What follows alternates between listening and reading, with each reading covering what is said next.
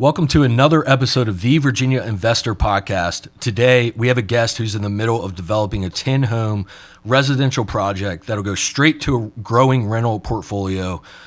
I am excited to see how he got to this position. Isaac McGill, welcome to the podcast. I look forward to learning more about your story. Perfect. I appreciate it, man. I'm super excited as well to be here, honestly. Awesome, man. Glad to have you. So let's do what we normally do. Let's get started at the beginning. Where were you born and what was childhood like? All right, so I'm from Fayetteville, North Carolina. Awesome. Born and raised. We moved to Texas when I was like in 4th grade, stayed there for a little bit, and then moved back to Fayetteville. But yeah, I mean, childhood was pretty fun, nothing crazy, nothing super out of the ordinary, but I had fun. I mean, it was pretty regular. What'd your parents do for a living? So my mom has been in education. She was a teacher. She's a principal now. And matter of fact, all of the women in my family, for the most part, have been in education in some way, shape, or form.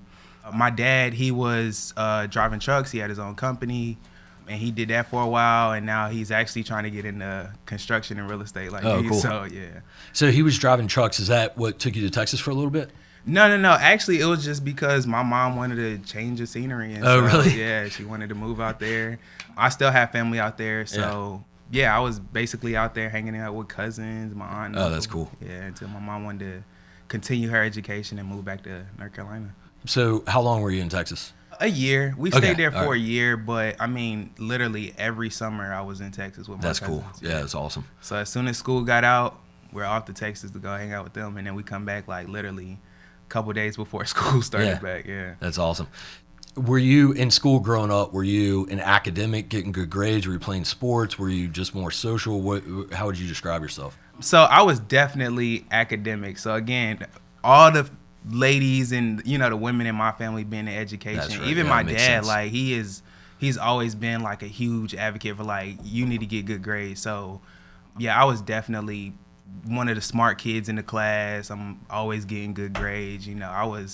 It's going to sound like crazy, but I mean, I remember getting a C and thinking like, oh, it is the end of the world, especially when you come home and your grandma is like, I know you do not have a C. You know, it's like I was definitely 100% about academics. Yeah, that's awesome. Did you have a goal with your academics? Were you like, man, if I get good enough grades, I can get into this college and I could study this and go do this as a profession? Or did you just know being raised in that family, you need to get good grades? I think it's both. So, I mean, you do have that pressure from family that, like, you have to get good grades. Like, that's no exception. My grandma will always say, like, your only job, your only responsibility is to do well in school. That is what you do full time. Yeah. Exactly, That's right? true. And so the other part of it was I was always so focused on my future. It seems kind of weird to be, like, such a young age and always, like, really focused on your future. But you remember, and as a kid, they're like, oh, if you get in trouble at school, it's going on your permanent record. Right.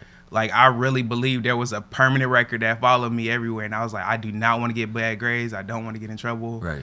And so it was a little bit of both. Like, I didn't have a plan necessarily, but I just knew, hey, I got to get good grades. Education, I mean, in school kind of came natural to me. Mm-hmm. Some subjects I struggled in, like any student, but I was always good at math. I always got good grades in science, but English was kind of the hard one for me. Mm-hmm. And my mom be like, it's your first language. How do you not get an A in English? But anyway, I always was focused on like just getting good grades. Right. And again, school kind of came naturally to me. Yeah. Did you end up going to college? Yeah. So I knew I wanted to go to college, I did. I went to North Carolina A&T. Cool. So I studied mechanical and aerospace engineering. Got my degree in. That's awesome. Yeah, got my degree in that. And then later on, I ended up going to get my MBA. But yeah, I always knew I wanted to go to college. That's incredible. All right. So why did you choose that major or that degree? So I've always been good with like building things. Initially, I thought I wanted to do computer engineering. Okay. And this was because like in school, they used to bring out the like AV cards, and like if a teacher had issues with her computer, they would call me out of class to come fix it. No lie. They would call me out of class to go fix another teacher's computer. And so I was like, well, I'm good with this, let me do that. And then I realized I don't like software and coding. Like, that's not me. I don't understand it. It's literally another language. Mm-hmm. So I was like, well, what else is it? I'm not good with cars. Like, I can tell you anything about machinery and components like that, but I'm not good at cars at all. And so I loved airplanes. It sounds weird, but I really loved airplanes. And I was like, man, I can see myself doing that. That's incredible. Yeah. That's cool. So you go to college and you're studying this. In college, obviously, you're probably having some fun too, but pretty like you graduated successfully, got out. Yeah. What was your goal after college? What did you want to do for your career? All right, so I remember first time at the career fair in college, I came in there strong. Like my first year after college, my first semester, freshman year, I had a 4.0. So I had hit the ground running. I was not playing games. I was solely focused on education. And I remember going to the career fair and I talked to a recruiter for Boeing. And he was like, yeah, man, you got a great resume and, you know, your GPA is great. What do you want to do? I was like, I want to work on airplanes. Like, I want to put them together. And he was like, well, you shouldn't have went to college for that. Interesting. He was saying how if I wanted to actually physically work on planes, I should have just went to a trade school. Interesting. He was like, you know, because as an engineer, you're more so doing like design, theory, and things like that. And I was like, well, I don't want to do that, you know. So I was talking to other people who had internships, and I ended up going to see the facility myself, like their Boeing facility. And long story short, I was like, well, I don't want to do that. If I can't touch the plane or touch what I'm working on, then I don't want to do it. Yeah. So then I don't know, like I just ended up transitioning. That's how I ended up here in Richmond. I had an internship with them. I was designing. I got to touch stuff. And yeah, that just kind of took it from there. That's pretty cool, man. Like, so I dropped out of college. I went to 1 semester-ish of college. I can never remember if I did a year. I think I just did 1 semester. I think I actually paid for the second semester because I missed some deadline and never went or something dumb like that. And then I moved to Orlando to go to trade school to work on motorcycles. Okay. Because I wanted to work on stuff. And the goal was not to work on motorcycles forever and just be nothing wrong with just being a technician, but I did not just want to be a technician. Yeah. But I knew that's where I needed to start. I knew I needed hands-on, understand how engines worked and how the motorcycles worked. Like, you know, the entire thing. Tear down the motor, learn every component of multiple motorcycles, multiple manufacturers. And then in my head, I was going to go own American Honda. Okay. Right? And so, but I needed to know how every nut and bolt before then, right? So it was a Honda factory school. It was also multiple manufacturer factory schools. But I went to Orlando to do that and got to like tear these motorcycles down and build them back. And that was a trade school.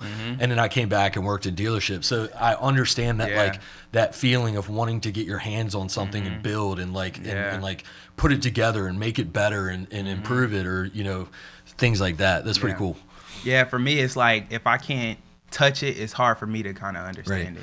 It's probably the same with like I'm making an assumption, but like the computer stuff, like I guess they're small, you know, physical components of a computer, but you're really working on a screen, you're coding, you're doing working with software, whereas like a plane, you want to get your hands on it and build it, right? That's pretty cool. Yeah. That's awesome. So what was that transition like moving here? I feel like I needed a change of pace. So think about it, like up until that point of graduating college, it was school. I mean, and at that point I would have moved anywhere. You know, I just wanted to do something. I wanted to start making money, you know, pretty like much like any college student. So I was here. I moved here to Richmond. There was an opportunity for me to move to Nashville. I immediately moved to Nashville, had a great time out there, and then ended up moving back here for work still. But yeah. What time period is this roughly?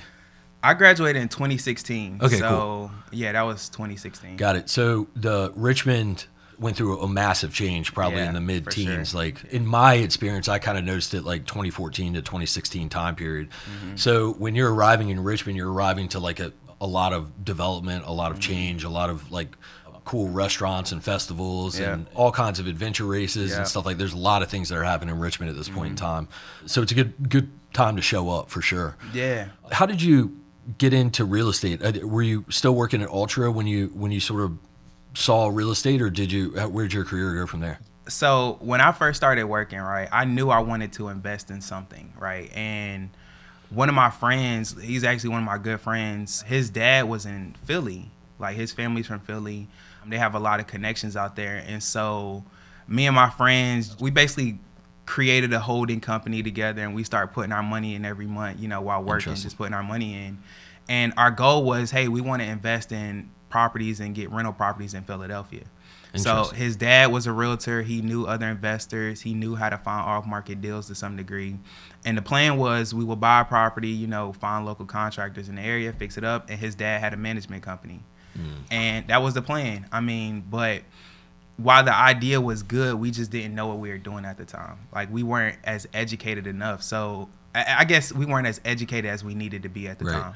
So we were going to like local banks and saying, hey, how do we get a loan? You know, what do we do this? And knowing what I know now, that's not the right path at all, right? But the idea at the core of it was good. And then I would say after a year or so, we weren't making any progress. We were still putting money in, and then we kind of dissolved it. And I was like, I'm ready to get my feet wet. Let me just find something. So I ended up buying my first property in Fayetteville, where I'm from. So I bought my first property there. It was a horrible deal. I thought it was a great deal, but it was a horrible deal. But it ended up working out in the long run. You know, one of those things where you hold it long enough, it starts to make sense. Time solves a lot of problems. Exactly. Why was it a bad deal? Did you buy it wrong? Was it underestimated maintenance or construction or anything like that? And I say it was a horrible deal, but I feel like I needed that to learn, right? Tuition. Yeah. You know? Like, you're paying tuition when you're not making a ton of money. Like, it's just learning, right? Yeah, for sure. And I say it was a horrible deal. It probably wasn't, right? But for me, I bought it wrong in the sense that I looked at prices in Richmond at the time, and they were more than what I thought was realistic, even though it probably wasn't now based off what we know today. But at the time, I was like, man, these prices are high. And then I went down to Fayetteville, and I'm like, these prices are super cheap. Right. And so I bought that first property for $70,000. The renovation I paid out of pocket, you know, it was like $8 or $10,000 I had saved up. And so, you know, I did the renovation, but I did it myself. I would literally leave work on a Friday afternoon. I would drive 3 hours to Fayetteville, work on it. I would sleep in the car outside the property instead of driving all the way back to my dad's house. And then I would leave like Sunday afternoon and then drive back to Richmond, get ready for work the next day. How'd you find the house, and how'd you finance the purchase of it? So I used the conventional loan just to buy it. But as far as the finding it, I was just looking on Zillow. It was on market. Got it. I worked with a realtor to buy it, you know, pretty traditional. The other part of it was, so I fixed it up. We're good to go. And I got my first tenant in there. And I was just so like, hey, I need to get a tenant in there, you know. Anyone. Yeah, just and, open door. I'm thinking I'm screening, but not really. It was that guy, he was in there. It was good at first because it was him and his girlfriend paying. And then they broke up. She left. He couldn't afford it by himself. He got another roommate. And it's just, I was like, all right, dude, you know, you haven't paid in like 3 months, bro. Let's just go, you know. Right. You know, so got it out. Ended up having to do some minor repairs, like just drywall stuff, and then got somebody else in there. What was your, not specifics, but what was your capital position at this time? I imagine you just graduated, you've been pulling up this money, now you've spent this money on this house, and now this tenant isn't paying. Oh, yeah. It's not a great experience, right? Not at all. And so I would assume your capital position is not just like through the roof at this point. No. What were you thinking about real estate investing, and why'd you hang in there through that? So, yeah, capital position was very low. Like, so much so that, I was like, man, I might have to just sell this house. I might just, you know, I might have to pretty much break even or lose some money, just get rid of it, you know. But for me, it was also looking at, like, the long term, right? Yep. So, because immediately after that, I bought my primary residence here in Richmond, my first primary. Cool. And so, you know, again, it was just looking at the long term, like, okay, it doesn't make sense now. The rent is super low, so worst case scenario, my, you know, W-2 paycheck can cover what the rent is or what the mortgage is. Right. Basically, like, I just knew long term it should work out, you know, and if not, I'm just sell it and cut my losses. I mean, from how you describe your childhood, it seems like you've always had this sort of like this long-term mindset, which is rare. And so while I think a lot of people would have just cut their losses and sold it, and it would have taken them a couple of years to get back into real estate, you were like, all right, let's just see if I can hang in there a little bit and kind of find a solution for this and keep this house. Like, I think part of my childhood, too, that I didn't early on mention is, like, some of the lessons I learned from my grandfather, where I was younger, it didn't make sense. But then as I started getting older, it definitely made a lot of sense. And I share that on, like, my own page, right? When I'm talking, like, you know, my grandfather used to say, he who owns the land owns the wealth. Mm-hmm. And when I was younger, I didn't understand that. I was like, okay, you know, Papa's just talking. But now that I'm older, it's like, okay, that's definitely what he talked about. You know, this is definitely what he was referring to. And then even as far as holding that property, like, I held it. I waited probably like another, I mean, I bought my primary residence, but I didn't get my next investment property to several years after that. What was the reason for that? Because of that first experience, or? I mean, a little bit of both. It was like, okay, I'm still kind of bruised from this one, but it's also like, hey, you know, I want to get more. I just don't know what I'm doing. Like, clearly I jumped out on this one and it didn't work out how I wanted to. But I knew that wasn't it. Like, I have a true passion for real estate. Right. So I knew that wasn't the end all be all. In this, like, kind of this window of time between investments, were you building relationships, listening to podcasts like on Bigger Pockets and reading books and things like were you still fully in learning more, or did you just kind of take a break? No, I was definitely still learning. I was doing all of the above, right? So I would go to meetup groups. I would just do my own research. And it kind of worked out because, so me buying my first primary residence here, there was a local builder who was building it. And it's kind of crazy how it works in the sense that I had another house I was working with a realtor on, and I put in an offer on it, and it, you know, we were going back and forth over a TV. Literally, I wanted the TV, they wanted to keep the TV. So then they just ended up saying like, no, we're just going to sell it to somebody else. And I was like, all right, whatever. Literally, the day they said no, I drove around and I ended up seeing this house that this local builder was building. And I walked up to it, he was there. I was like, I want to buy this house. I was like, I really want to buy it. He was like, all right, we'll talk to your realtor. He let me walk through. And then fast forward, he became my mentor. That's incredible. Because I was like, man, I really want to learn how to do this. This is so cool. Like, up until that point, I never thought that regular people could build houses. Right. I only thought it was like, oh, you have to be a big corporation to build a house. Right. And here he was, just a local guy from Richmond, just building his house, and he's about to sell it to me, you know. It merges your passions of like wanting to be hands-on and wanting to build things, and then you love, you know, you're falling in love with real estate too, and like that game. Okay, so for you, backing up a little bit before we get too far into your building and developing and stuff like that, was real estate for you just an investment, or was it a means to an end as far as like, because everyone today talks about financial independence and financial freedom and things like that. Was that in your head, or were you just like, these are smart investments to make? I think it was just smart investments. Like, I get bored pretty easily with things. So like, and I'm always looking for like, what's new, what's next? Like, I want to maintain my foundation, of course. But I also want to like, hey, I'm kind of curious about this. Let me see, you know, let me just try it, right?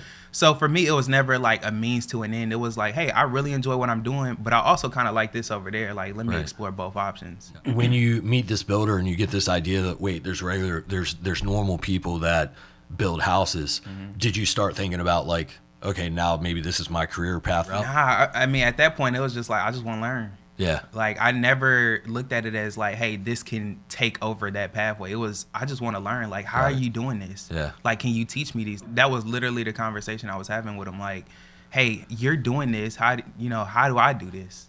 Why do you think he was so open to teaching you? Good question. So fast forward to like when I got my contractor's license. I guess we won't kind of foreshadow, but when I got my contractor's license, I stopped by his office like as soon as I passed it or got the license or whatever. Stopped by his office.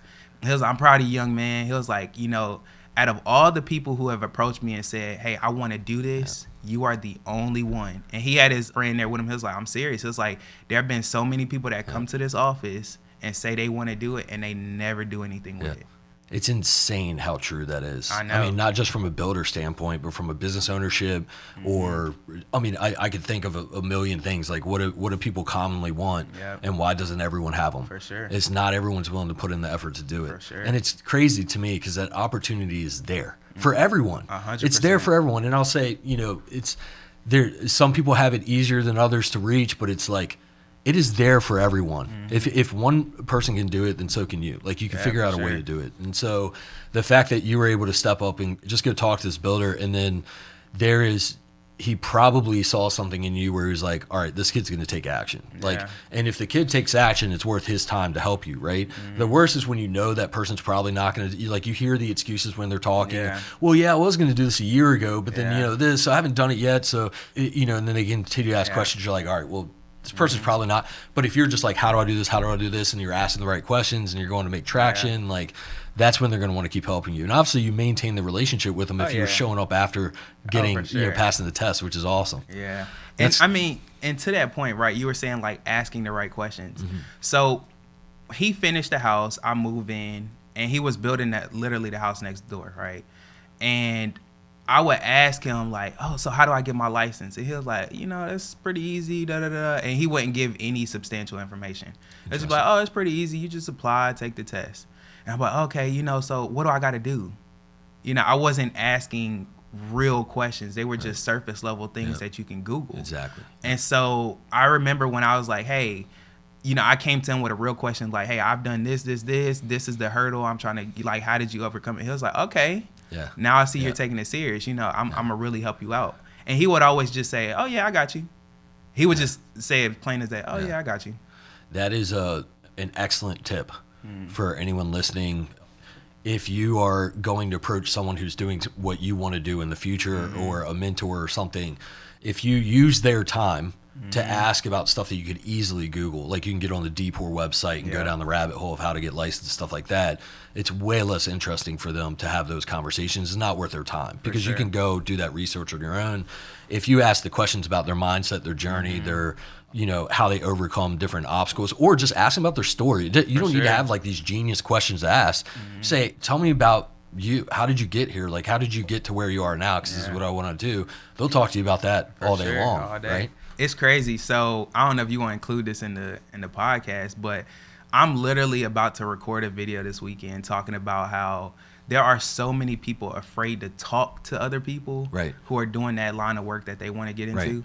And so, like, I do that all the time. Like, I mean, the worst they can say is no. Right. Literally, the worst they can say is no. So I'll go talk to a new business owner. I'll talk to somebody who has way more experience than me, and it's because clearly they're in this business. They have some kind of passion for it. And I think people overall, they're like, well, I can't talk to that person because, they're better than me or they're more elevated than I am. But at the end of the day, they enjoy talking about what they're doing, and they have no problem sharing it. Right. I've mentioned this, I think, on a couple of podcasts, but it's worth pointing out again. It's exactly what you just said, is like the more successful people that have already accomplished something are actually, from my experience, what I've found is they're more likely to spend time with you and help you get there versus the people who are still on your level, because they're still grinding. They're focused on themselves. They got bills to pay. The people that have made it, not that they're not grinding anymore or don't have bills to pay, but they are more likely to share their experiences and story of what not to do and how they failed and all these different things with you and spend time with you on those conversations. And so it's easier to talk to the people who are successful on a different level than it is to talk to the people who are at the same stage. Yeah. And it's probably less advantageous. I mean, both of them have their advantages. Yeah, for sure. But to be able to talk to someone who's already, quote unquote, like made it, they're probably going to be more likely to spend time with you and help you kind of find your ground if you're genuinely curious and asking about them and their success and what you can learn from them and stuff like that. So, I agree. You mentioned like you're going to record a video about it. You put some good content online. So we'll shout out whatever handles you have and stuff like that at the end. But for anyone listening, be sure to go check out these videos and the content. It's good stuff and it's good value add information. Okay, cool. So as you're building this out, like you kind of get to scratch like a little entrepreneurial itch as well, because you're kind of you have your own businesses on the side, right? And so with this, like, did you have an entrepreneurial background, like growing up? Were you interested in like having your own business or making money that way? Yeah, man. I mean, from the time I was a kid, I've been trying to find ways to make money. And I tell my friends, like, I mean, people who, they're getting to know me, I was like, I've done just about anything I can legally to find a way to make money. I mean, in the early days of, Alibaba and AliExpress, I was buying stuff, overseas and selling it to my friends or people at the local community college. So yeah, I've always tried to find ways to make money. I've had a graphic design business when I was younger. And I think a lot of that again comes from like my grandfather. Like, to this day, I don't know everything my grandfather did to like make money, but I just knew he was successful. Like growing up, he was like an icon for us. He owned businesses, he owned properties, and they was successful. So yeah, that's cool. That's awesome. So you're in this window of not buying investments, but you're starting to look at like new construction and building. What's your next move after this? So you get licensed. Yep. Are you buying more investments before you get licensed, or are you getting licensed and you're like, hey, I'm just going to start building my own? You talking about general contractor, Yeah, right? correct. Yeah. So I got my GC license, and I was just doing projects for homeowners and investors. Got it. Like, Okay. my whole thing was I want to just build stuff, whatever it is, kitchens, bathrooms, new construction. It doesn't matter. I'm gonna find ways to do it. And so one of the first projects I got when I was licensed was it was a demo job, and it was with a huge investment group here in Richmond. And the manager at the time, he was like, look, I'll work with you. Can you do it for this price? And I was like, yeah, we could do it for that price. Mm-hmm. And then they started giving me more and more projects because I think they had purchased like a group of like 100-something units in Richmond. Mm-hmm. And they needed contractors to go through and fix them up one at a time. They were single family homes. So I was like, yeah, we'll do it. And we were doing like 1 or 2 a month. And then we went to like 3 a month or 4 a month. And so I had these crews just working on them. And I got to the point where I was like, we're making okay money from these. Like our margins is pretty small, but they're giving us volume. I was like, but I could do this. Like I could buy these same properties. I know what the renovations are, and I kind of took their blueprint of, hey, we're upgrading all the plumbing, we're upgrading electrical, and then the rest of it is cosmetic, right? These are core essential things we have to do, and then these are options. Right. And I was like, I could do that same thing that they're doing. Right. And then from there, I bought my next property. Yeah, investment property. Yeah. And then was that a flip, a rental? Like it was a rental. Okay. It was actually in Petersburg. So I bought that property off a wholesaler. I used their same kind of blueprint and fixed it up, and then I've had a tenant in there since. And that was 19, 20. Awesome. Or no, it's probably 2022. And you've done some flips too, right? Yeah. So at that point, I hadn't done any flips. Got it. My first flip was not until I built my first property. Got it. You built it and then sold it, right? Yeah. Okay, cool. So walk me through building your first property. So like you've been doing this construction for a bit now. Yeah. Like you're probably feeling pretty confident. Are you getting information from like relationships or other resources on like, what do you buy the land at? Like, how do you find the land? What do you buy the land at? How does all that work when now it's your project, your numbers, your responsibility? So I was licensed for right at a year and a half, maybe. And I said, I want to do my first build.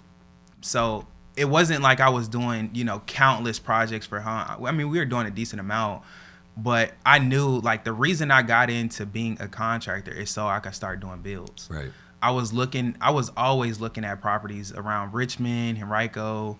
So I was always running numbers on different deals. And then I just found this little area in Caroline, and I was like, I went out and, to take a look at it. I was like, man, this could actually be a good deal. And I don't know why, but something in the back of my head was like, just buy it. Just buy it, good. Yeah. So I bought it. And I mean, at that point, and I tell people this pretty often, if I would have started out with doing a build, I feel like I would have failed to some degree, right? I would have probably been able to muddle my way through it. But having that experience of like, this is what it takes to do a kitchen. This is what it takes to do a bathroom. Okay, we did this addition onto a home. It's pretty similar, right? Or, we've done several other projects for investors, so I know what the finishes look like for their flips. Right. I was able to just basically pull all of that stuff together and do my own build. You're doing this by yourself without a partner, right? Oh, yeah. Yeah, so that's crazy because I know not a lot. I know a handful of people that go straight into builds, but it's because they have the resources and the relationships that are there, holding their hands that have already built a bunch of stuff. And they're like, do this next, do this. Oh, you got an issue, call this person, do that. Right. And that's essentially having a partner, but it's just a mentor that's like there, your buddy, your friend, whatever, that's had that experience. You, instead of having this team like off to the side telling you what to do, you had the experience of like you had all these different puzzle pieces and you kind of stepping stones, whatever you want to call them, and then now you're like, okay, I'm ready to knock one out. That's pretty cool. Yeah, I mean, even my mentor, he still does builds, but I think it was a blessing that he has his own stuff going on. He tries to make himself available, but because he's so busy, there would be times where it's like I run into this issue and I just wanted to call him. He may not answer, and it may take him a couple days to get back to me. But by then, I figured it out. So by him being busy, it was like a blessing in disguise. Right. Because now I'm forced to figure it out myself. Yeah. Like, time is of the essence. Let me figure out a solution. Yeah, you got to be resourceful. Yeah. You can't just like lean on him for all your questions. Exactly. It'd be nice to do a few times, to have that That's luxury. The easy way out. Yeah. So what did you learn on that build? Like what was cash flow like? What was like, did you run into crazy issues that you didn't foresee or didn't know would happen? Not really. Pretty smooth? Yeah, the biggest hurdle for me was funding, because at that point I had done another build or two for clients, but a lot of the lenders wanted to see that, hey, that full process of, hey, there's a HUD for you purchasing, there's a HUD for you selling, that full kind of life cycle of the project.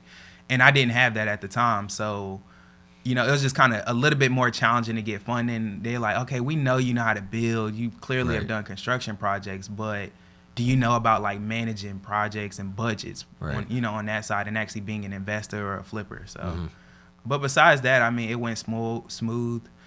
Yeah, I didn't really have too many issues. Yeah, because you already have subcontractors you have relationships with and things like that as well. So you just need the financing piece, because that's really the only thing you haven't touched at that point. Yeah. So once that's done and that's sold, did it sell pretty easily or quickly? Oh, as expected? Of course, I was nervous because, it's my first one. I was like, man, this thing, I can't afford for it to sit on the market for 6 months. You just think about worst case scenario. But, I mean, I listed it. I had 2 showings. That was it.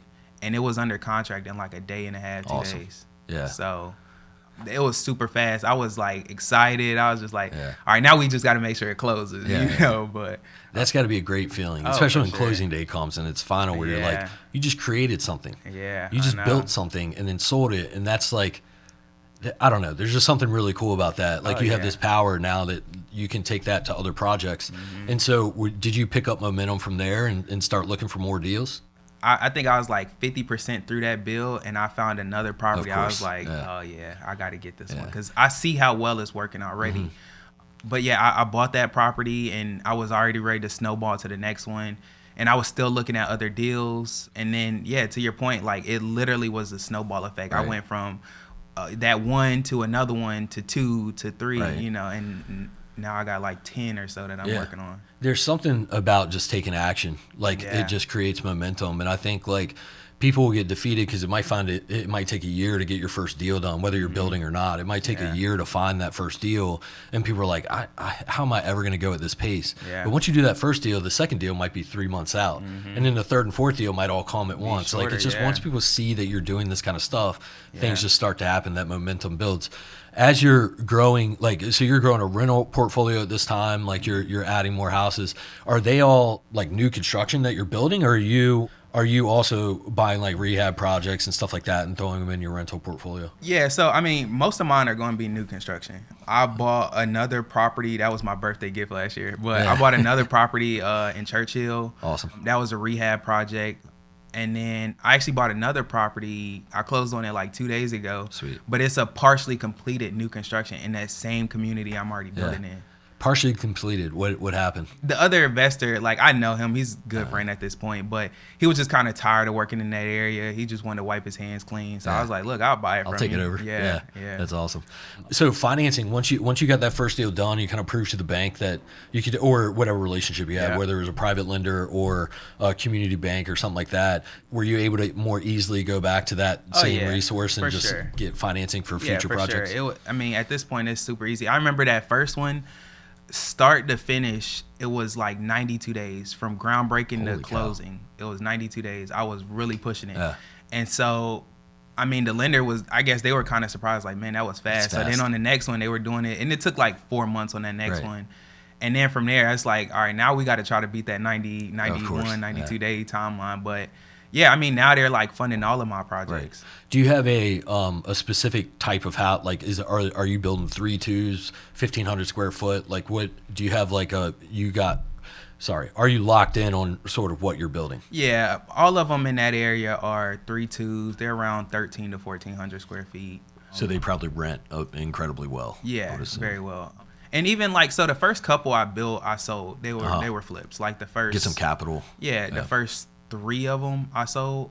I should have kept them knowing what I know now. But yeah, I mean, they're ultimately end up being beautiful homes. Like I don't want to put like the cheapest finishes. Like I don't want to do any of that. Like I want it to look nice, because a lot of these people who have purchased the homes from me, I mean, it is their first home. Like, and they're going to call it home for however long, right? Yeah. And so the other thing that was important to me was maintaining that reputation. So I'm still building in that community, But they know, like, if they see me, they can speak to me. Some of them invited me, like, hey, you're in the neighborhood, stop by. We want to just chat it up with you, you know? So I just always want to maintain that relationship and saying, like, hey, I gave them a quality product. You know, it wasn't just me throwing up something and taking their money. Like, I never want that. Yeah, it just feels good. Like, Yeah, just for sure. it feels good to do the right thing. Yeah. We had another guest on another podcast, I believe it was Mike Hogan, basically said there's so many ways to make clean, good money out there that there's no sense in doing anything dirty or like cutting corners. There's just so many ways. If you know what you're doing, you can do it right,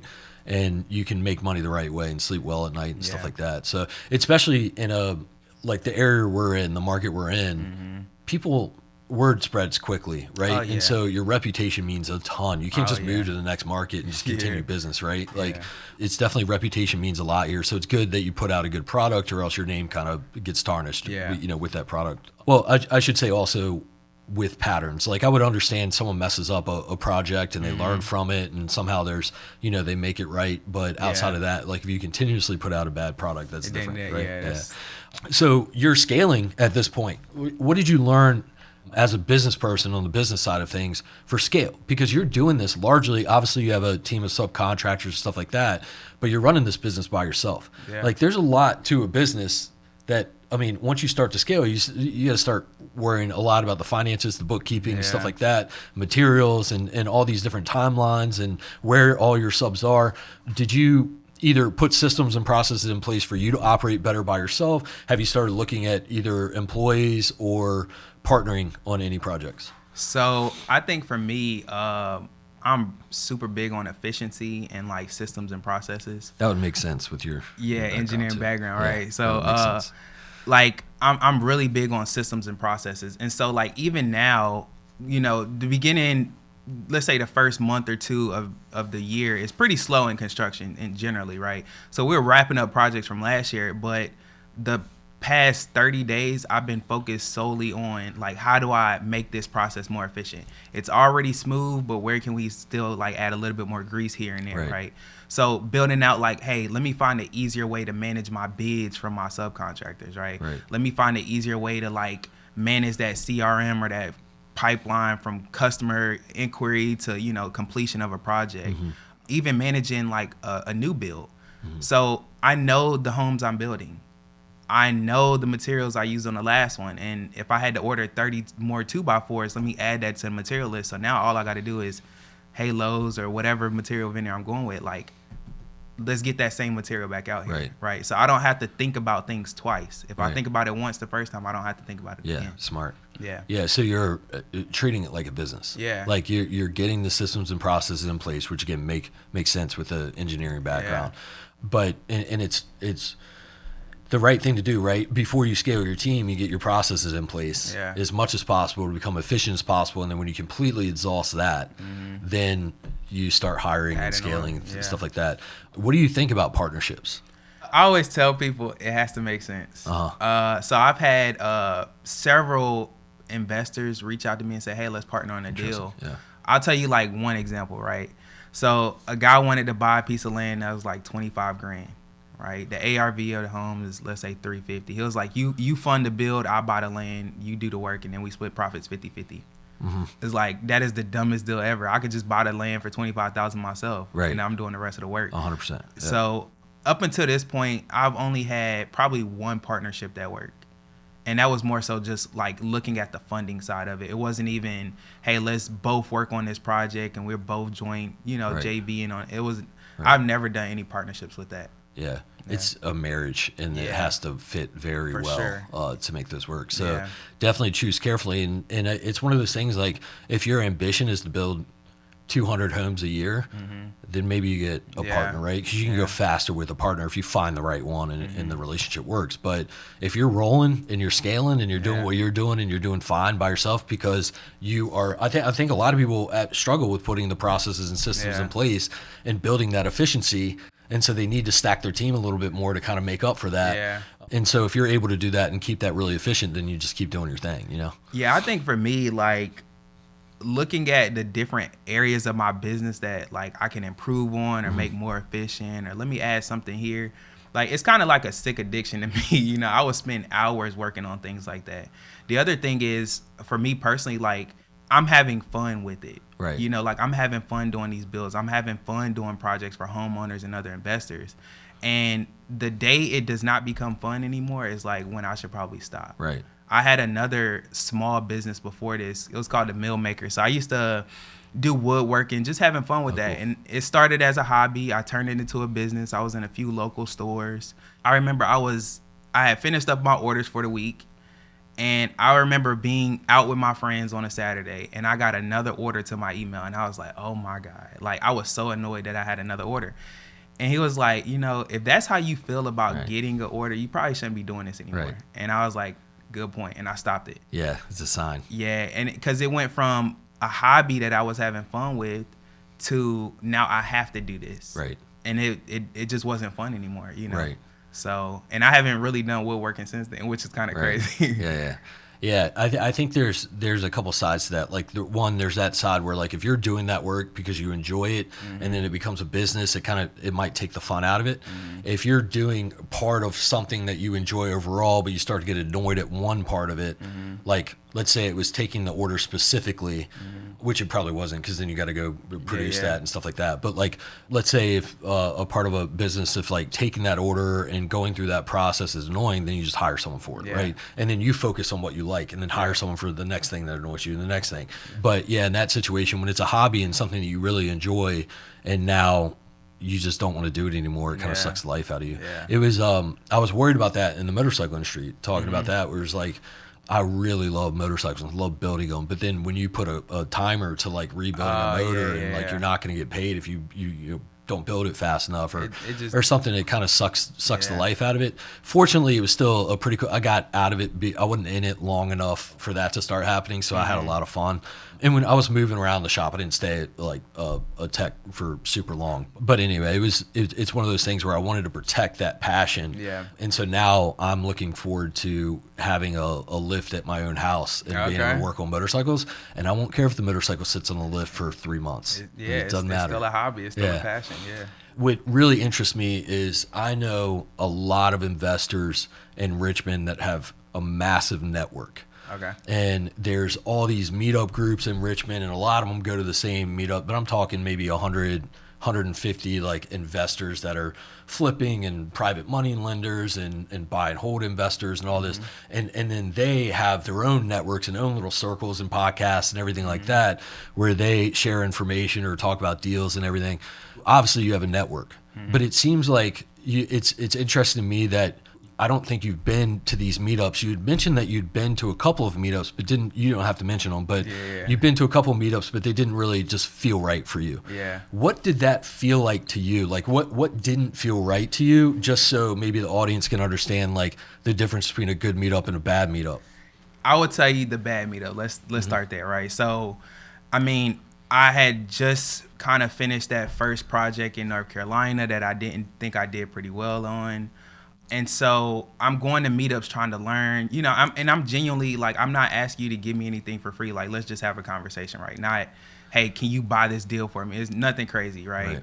But it felt like everybody was just, oh, you want to learn? Buy my course. Interesting. Yeah, like, literally, I've talked to several people at those meetups, and they was like, oh, yeah, I'm offering this, you know, $30 course. It's like, look, if the value's there, I'll pay for the course, but we can't just have a conversation now. Right. You know, and they were trying to sell me stuff and, like, oh, well, you know, join my funnel. And I was like, that's interesting. I just couldn't get with it, because me personally, I'm genuine. Like, I want to give you information, especially if you're somebody who's trying to learn. Like, recently, I came out with my own academy, and there's a cost to it.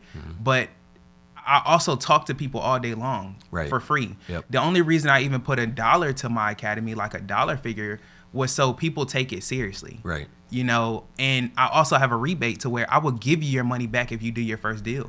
Yeah, that's awesome. Like, I wanted to incentivize people to actually do something with the information. So, yeah, like, I mean, and it was solely because, like, I knew how I was. Like, I genuinely wanted to learn. I just wanted to be a sponge. And so when I would go to these meetups and people were, you know, oh, well, you can pay for this or pay for this, and they didn't want to kind of give you information. It was like, okay, well, There's the rooms you need to be in, and then there's the wrong rooms to be in. And I'll tell you, like, a handful of people I know have courses and stuff, but they will also spend hours with just sharing, just completely giving their time for free to help you win. And then you're more likely to want to sign up and spend more time with them and join. And I think they understand that, where it's like they'll give away everything they know, assuming you're the right person, asking the right questions and stuff like that, and going to take action on it. But they do have meetups and they have courses and stuff, but they're not selling these things at the meetups themselves. They're just trying to help everyone else win, right? And those are the right rooms to be in. And yeah, maybe there's a course you could buy. I would say the majority of people that I know don't have courses and don't have this stuff, but there are a few that are super experienced, have awesome value to add that will, talk about their courses or post about their courses, whatever. But when you meet them in person, you won't even know. They won't mention it. It's just like you were there, they're there for you. They're not there to sell anything. They want to help you, you want to help them, and it's a friendship. That's exactly how I am. Like I have I love talking to people. Like I'm very much a people person for the most part. But yeah, I'll like talk, like if there's somebody new who's trying to learn, I love it. Like, cause I know I can see where they are, like, and I knew what it felt like to be there, So yeah, I mean, I thoroughly enjoyed those conversations. So a lot of those people who are in these meetings and has this vast network, that's a lot of how they grow their businesses, through referrals. With you scaling up, are you doing marketing, or do you have your network now that is now talking to you about land deals and stuff like that? A lot of it is actually just myself, like just being active in that community. So awesome. Matter of fact, I would say 8 of the properties I purchased in that community were just because I'm just present. Yeah. And so people will call me and say, hey, I saw your building over here. My grandmother owns this lot. Do you want to buy it? I'm like, yeah, we'll buy it. Or I'm reaching out directly to, hey, I saw you guys have this lot. Can I buy it? Matter of fact, one of my most recent deals was just before the Christmas holiday. A lady had inherited the land and she never even knew it.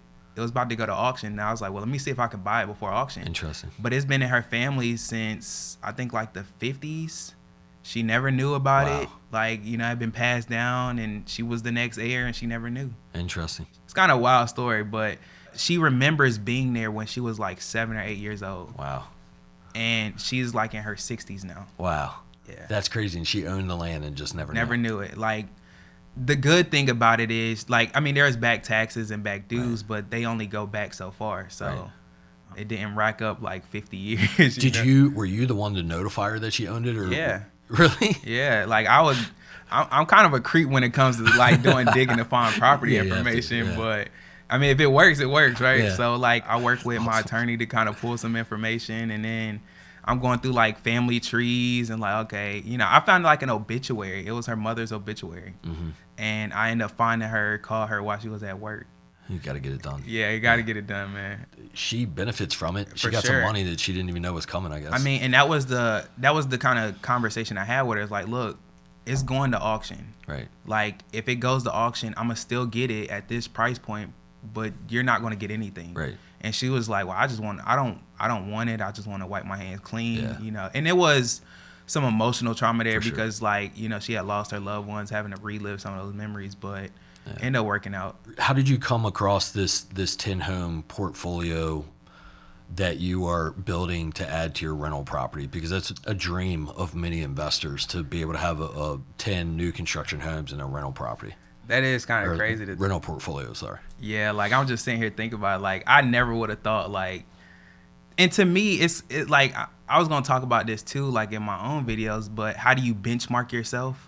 Because I see, like I was telling you, like I feel like it's kind of crazy that I'm on a podcast about real estate investing. I feel like I'm a small fish when you have like the Mike Hogans, the Daniel Claymans, But it's really like, how do you benchmark yourself, right? And then the other part of that is, I never would have thought like I would have did 10 new construction homes. Like, I'm not gonna say to most, but to some people it's like, oh, it's only 10. But like, to me, that was huge. Like, I never thought a little kid from Fayetteville, North Carolina, like I'm gonna get to this level. Right. And it's just been like slowly but surely, like, okay, we're gonna buy another property.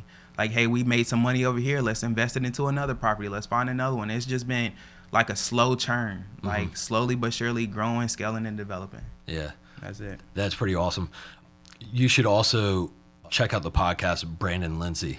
Yeah, I saw that one. Yeah, so he's a great person for you to meet when it comes to new development. He's got a TRP build program, the Rehabbers Playbook build program, which is really cool. Lots of good people. You'll probably meet some of them in the coming weeks, I would assume. So when it comes to rentals, what do you eventually have a goal to have, like financial freedom and get out of a W-2, or are you just you're happy where you're at and you're just going to continue to build on the side? For now, I'm having fun, so I'm gonna just keep going. I mean, I do weigh the options of like, okay, what if I, just call that quits and only focus on this? But I'm really having fun with both. Like over here, I get to be as creative as I want to, design and build stuff, get patents, and then on this side, it's like I'm also being creative. I'm also building something. Right. And, I mean, as long as I'm having fun with both, I'm going to keep doing both. Yeah, that's awesome. And as soon as one of them stops being fun, we're going to sub it out for something else. Yeah, and you're putting yourself in an excellent position. Yeah. Like, I mean, again, like, it's the best of both worlds, kind of. Is assuming you're having fun and enjoying it, like, it's the best of both worlds. That's awesome. What's next for M&M Home Builders? The next 5 years, like, where do you want it to be in 5 years? All right, I'm going to tell you a little backstory real quick. So when I first got into new construction, I was only focused on building single family homes. And I remember me and my friends took a trip to like Arizona and Sedona, and we just went on like a hiking trip. It was like 10 days, ended up in Vegas. And I remember I was in our Airbnb and I searched built to rent on YouTube just to learn about it. Because at that point, I was only thinking of build to sell. So I searched build to rent. Yep. And I see this video of like, it was like almost an hour long, I think, probably a little over an hour. And it was talking about build to rent. And he was talking, and I see like these properties. I'm like, that looks like Richmond. And that like he's going over these numbers and he's saying the street. And I'm like, that looks like Richmond. Like, it looks like a Richmond property. And there's this guy by the name of Daniel Clayman. And I never knew who the guy was. And I was like, like he's building to rent. Like, I should consider that. And so to answer your question, like, I want to do like multifamily built to rent. Right. Because it just makes too much sense. Like me investing X amount of dollars in my cash on cash return, like it's great on new construction single family, but it could be significantly better. And for me, I genuinely do like a challenge. Like I've never done that before. What does it take to do such a bigger development? Yeah. And that's exactly what, I mean, Daniel started from what I remember with single family houses and was like, wait, I could build a duplex on the same lot. Yeah. Or wait, I could get 4 units on the same lot because of density and stuff. And then he's like, oh, wait, here's a bigger lot. I can do 15 units on it. And now he's doing 30 and then 100 and then this and that. So, but he started with the single family house of like how to build. And then these other people that we mentioned throughout the podcast are also, they're all in the same network, right? They all work with him. They learn from him. They all work together, share ideas, meet up and just hang out and talk shop. And Clayman will give property tours of his developments and like provide lunch for everyone. And it's just, it's a really cool community. That's another like, that's a paid meetup group. But a few $100s a year. And like you're in with them and there's the Jim Ingersolls and they all show up to that. And then everyone just talks shop and talks about deals and talks about the construction. And you get a tour of the property and stuff. So there's a lot of cool things. Again, being in the right room and stuff like that. There's a lot you can do. What advice would you give to someone who may want to follow in a similar path that you've taken that hasn't done anything yet? That's a good question. I think first is the mindset. Like mindset is always first. Like I talked about my grandfather in the beginning. I learned a lot of like the things I think about from him. Like I learned a lot of it from him. And so one of my quotes is rising to the challenge, failure is not an option for me. Right. And I got that from him. But it's really about the mindset. Like we talked about, yes, you're going to encounter a hurdle, but there's a way around it. You're probably not going to be the first, and you definitely probably won't be the last one, right? But it's literally like I consider it, again, as an engineer, is literally a series of tasks, right? Like building a home is a series of tasks. Okay, this is the first thing. Once that's done, do this. Is do this, then do this, then do this. If this comes up, then you do this. So it's literally the mindset. Most people, I feel like they freeze or they hesitate or it's so daunting, but really it's just the mindset behind it. Like I could do this. Right. And then after that, really good at finding deals. Right.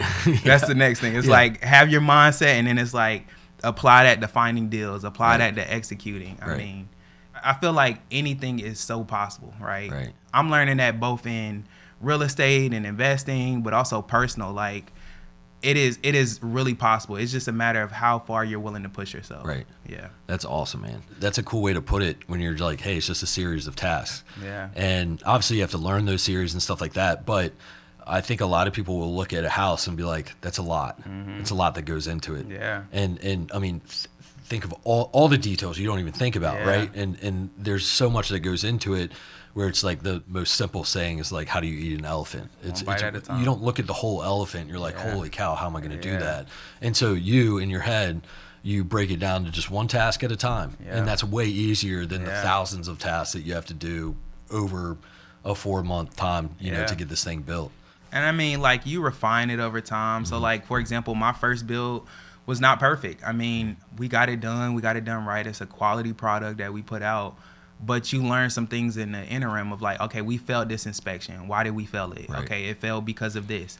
Well, in the next house, I'm going to put that on my checklist to make sure we check X, Y, and Z before Right. we schedule that inspection. Yeah, that's You know? perfect. So it's basically just boiling it down to its simplest form. Right. You know, putting processes in place or checklists or whatever you have to do. Right. And you just get stronger with each deal. Exactly. Yeah, that's Exactly. cool. How can people find you? So you can find me on Instagram, Isaac Built It. I think you put it on the thing. Yeah, right? we'll put it on there. Yeah. Yeah, so Isaac Built It. I'm also on Facebook, Isaac McGill. I'm pretty easy to find, I feel like, Cool. if you're looking for me. Yeah, we'll tag you and we'll put some handles on the screen on YouTube and stuff Yeah. like that. So, Yeah. Any final thoughts? Nah, I really enjoyed this. I was super excited to actually come on the podcast. I remember the first time I got sick, and I was gonna just fight through it, to be honest. And I was like, nah, I can't get this Yeah. man sick. Yeah. But I was just super excited to come on, man. I love talking about stuff like this. Yeah. So. Well, you're good at it, man. You have a lot of good information to share. So, I really do appreciate you coming on the podcast, sharing your story, your background, and kind of your journey now. I really look forward to tracking your progress and how things are going over the next few years for you. Yeah. I think you're going to crush it. Keep putting out some good content Yeah, because of you're putting course. out content that it could really help people step up their game. It's not Yeah. just, hey, look at this house that I bought. It's like, what should I do here? And this is some issue that I ran into. And my subs aren't keep my property clean. This is what I'm Yeah. going to do. You know, this is the Yeah. standard that I hold my houses to and Yeah. stuff. So you put a lot of good stuff out there, and I like the information that you're sharing. I like your hustle. I like kind of your mindset that you bring to the game. So keep sharing, keep up the good work, and I really appreciate you coming on the podcast. Thanks for inviting me, man.